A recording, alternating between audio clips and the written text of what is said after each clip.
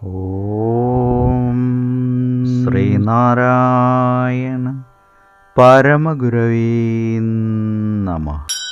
സുപ്രഭാതം. 1550 ദിവസമായ ഇന്ന് 2025 ആഗസ്റ്റ് മാസം 12 ചൊവ്വാഴ്ച, 1200 ആണ്ട് കർക്കിടക മാസം 27 ഗുരുവചനങ്ങളിലൂടെ ബ്രഹ്മചര്യം, ഗാർഹസ്ഥ്യം, വാനപ്രസ്ഥം, സന്യാസം, ഈ 4 ആശ്രമങ്ങളിൽ വെച്ച് ഗൃഹസ്ഥാശ്രമം ഏറ്റവും ഉത്തമമാണെന്ന് വിദ്വാൻമാർ അഭിപ്രായപ്പെടുന്നു. ശ്രീനാരായണ ഗുരുദേവൻ. ശ്രീ നടരാജ ഗുരു എഴുതിയ ഗുരുവിരൽ എന്ന പുസ്തകത്തിൽ വചനവും മൗനവും എന്ന് വിവരിക്കുന്നത് 32-ാം ഭാഗമാണ് ഇന്ന് അവതരിപ്പിക്കുന്നത്.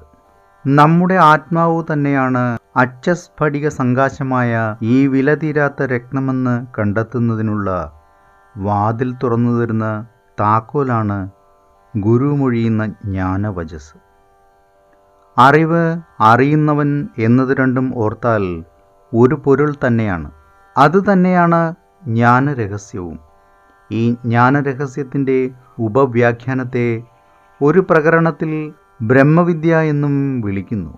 ഈ അറിവിൻ്റെ പരമകാഷ്ഠയെ ഏറ്റവും സംഗ്രഹിച്ച് ഓം എന്ന പ്രണവശബ്ദം കൊണ്ട് വ്യഞ്ജിപ്പിച്ചു പോരുന്നു.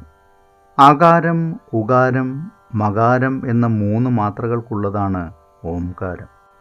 ഏവർക്കും നന്മ നിറഞ്ഞൊരു സുദിനമായിരിക്കട്ടെ എന്ന് ആശംസിച്ചുകൊണ്ട് നിർത്തുന്നു. നന്ദി, നമസ്കാരം. ഗുരുധർമ്മം ജയിക്കട്ടെ. ശബ്ദം നൽകിയത് സുജീഷ് മഹേശ്വരി.